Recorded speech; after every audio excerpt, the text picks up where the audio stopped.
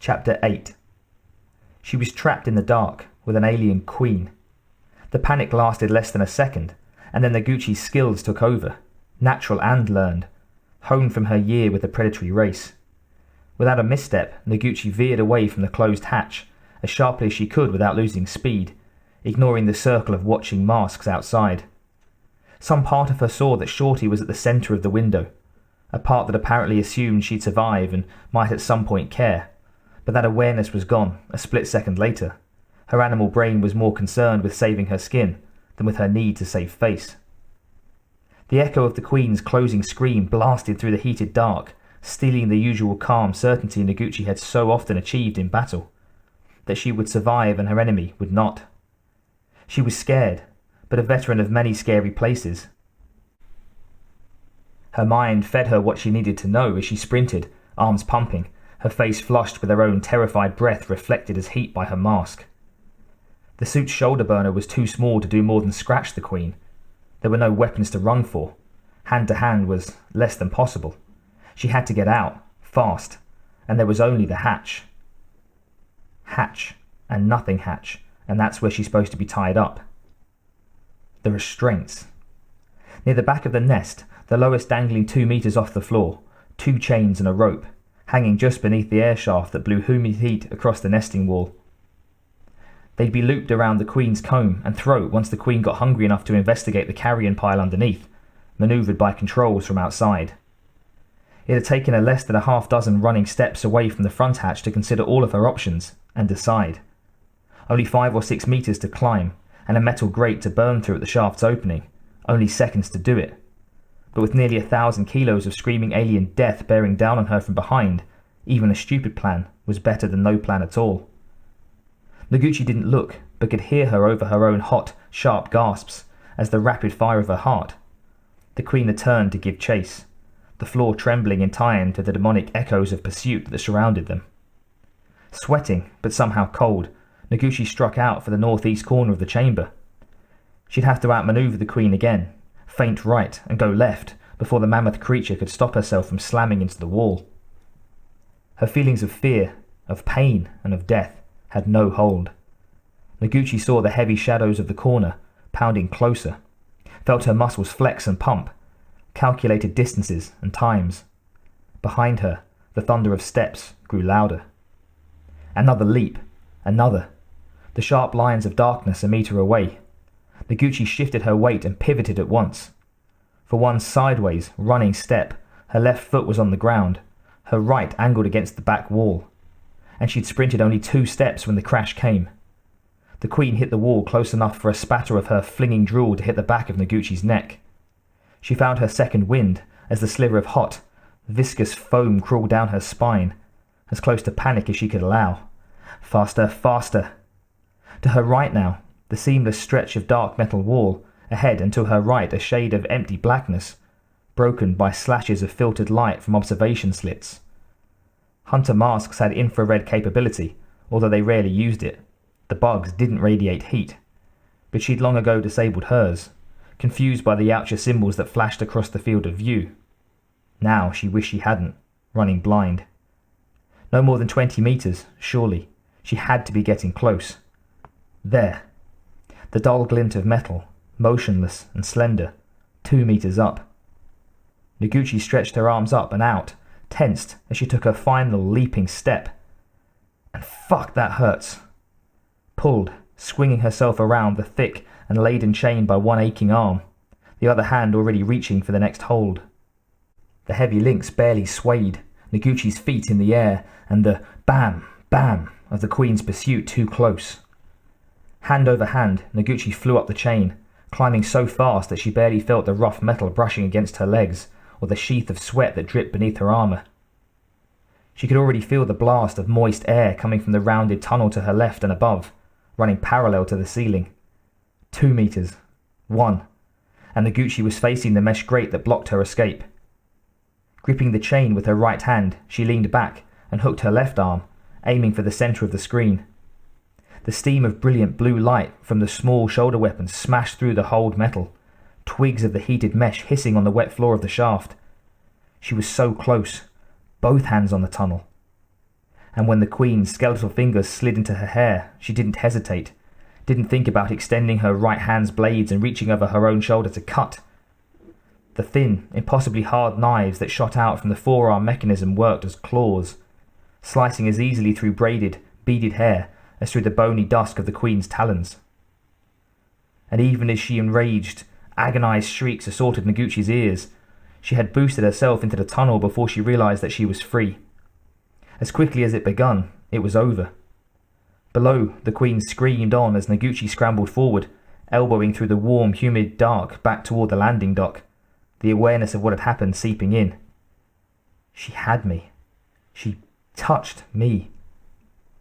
And yet Noguchi was alive, unharmed, while the alien breeder bled acid, at least 3 of her long digits slashed away. The rush of light and energy that swept through her as she crawled the last few meters of shaft was as exhilarating and beautiful as only victory could be. Victory. Narrow, but true and well-deserved, and with all of them watching. With the alien's hollow howls fading behind, she could consider the others. With only a few exceptions, everyone on Shell would have seen the incident. Blooded and novice alike, an infrared show of her prowess. They couldn't continue to ignore her. The training group would have to cease their blatantly derisive treatment of her. They'd probably never like her, but there would at least be some bare minimum of respect. Noguchi saw the curve ahead in the close air shaft, muted light shining up in thin lines around a floor hatch. She grinned, high from being alive and capable, hearing the hunter shifting restlessly below as she popped the edge of the hatch. She touched me, you impassive bastards. You can't pretend that there's no honour in walking away from that. Can't. The drop was only 4 meters, the hatch directly over a high sloping storage rack. Noguchi landed in a crouch and then hopped lightly to the floor not 10 meters from the front hatch of the nest chamber. Topknot and Miniqui and Tress and Shorty, the wounded Scar, all of them stood and looked at her, silent, masks still in place. For a moment, there was no movement at all. Noguchi grinned again, reaching up to pop the line that connected her mask to her armor. A tiny hiss of escaping air and the normal heat of the ship seemed like a cool breeze across the sweat on her skin, the dull light too bright for a few blinks. The line of masks watched her, not speaking, Topknot in front. The others would look to their leader for an appropriate response, and he couldn't punish her after such a competent display. Topknot didn't. Noguchi gritted her teeth as he turned away instead, reaching up to take off his own mask as he growled an order to one of the unblooded to see to slats. Randomly, one by one, the hunters all turned away. They removed masked, moved them to store them, shelved burners, and clattered to one another about those lost and how many they'd killed, their crab-like faces shiny with musk, their beaded tresses slick with it. No one spoke to her, and there was nothing spoken about her. Noguchi wouldn't care. The mission was complete. She was alive, and they had all seen what she'd done, whether or not it was acknowledged.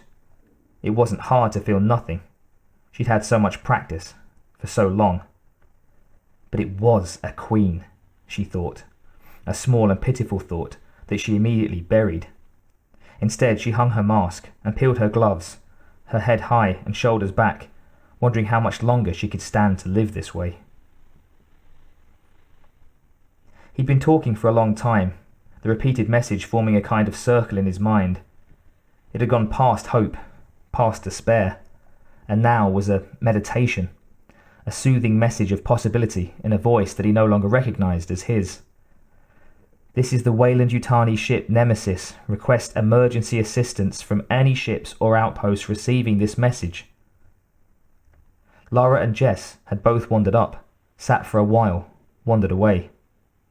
Ellis kept talking, pausing, talking, and had become so lulled by his vocal loop that he was annoyed when a crackle of harsh static interrupted him. But only for a fraction of a second. It took him to realize that someone was answering. Nemesis Shuttle, this is Bunda Survey. We read you 4x4. Please state the nature of your emergency and adjust your BD signal to channel 1101-1. Over? A man's voice, mild but tight with a barely hidden excitement. A person. A young-sounding man with the clipped tones of a company-trained China checker. Ellis stared at the mic pad on the console in front of him, at the speaker next to it, astounded by how suddenly things had changed. We're not lost anymore. Repeat, this is Bunda Survey, Nemesis Shuttle. Do you read? Jesus, keep him talking, Ellis, Jess said, suddenly floating next to him, looking as shocked as Ellis felt. Lara was right behind him, her eyes wide and fixed. We read you, Bunda, he stammered. We're going to be out of oxy in less than 10 hours, and we're out of fuel already. Oh, shit. Ellis started to laugh, turning to see the same dawning expressions on both of their faces. They weren't going to die. They had been lost, and now some man from Bunda was asking them questions. Lara pushed forward, grinning, taking over. What was that channel again, Bunda? Leaning in front of Ellis, she tapped keys, and Jess gripped his shoulder firmly, laughing with him. You did it, Ellis. Go fucking figure. First the Max, now this. They're going to have to promote you, kid. Jess shook his shoulder gently, trying to keep his voice low as Lara called up Bunda's stats and info and spoke to their saviour. Saviour. As Ellis had been when he and Max had joined at the station. As he was now, having found that voice from out of the dark. Ellis laughed harder, warm and giddy, feeling the positive waves that radiated from Lara and Jess. From their team. Twice, and it's not a fluke if it happens more than once. Because of him, everything had changed. Again. It was a feeling he could get used to. Maybe he wasn't destined to be a tech geek, working his life away in some sterile hydraulics lab. And really, wasn't it a career he'd chosen out of fear? His scrawny build, his lack of self-confidence, and feelings of inadequacy that had led him to choose a quiet, stable, boring line of work. Even signing up with a volunteer team had seemed wildly dangerous, and the job description was watching monitors and pushing buttons. And look at where I've ended up. Everything has changed, is changing, will change, and all because of me and Max. 72.43 minutes eradicated, 122 adult species, 47 embryonic. Ellis had a headache suddenly. Hey kid, you okay? He looked up into Jess's smiling, slightly worried face and forced a grin. Fine, yeah. We're out of here, right? Jess clapped him on the shoulder again, turning his attention back to Lara and leaving Ellis to wonder why he hadn't told the truth. Being with Max had done something to him, clouded his thinking. Lara and Jess both knew it. And maybe I'm ready for them to see me as a man, now. Strong. Not whining about my little aches and pains.